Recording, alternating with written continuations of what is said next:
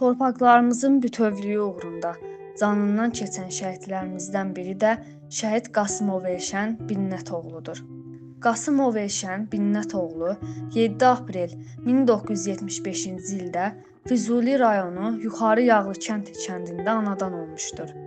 1 yanvar 1994-cü ildə hərbi xidmətə çağırılan zaman Azərbaycanda ilk yaranan xüsusi təyinatlı qüvvələrə daxil olmuşdur.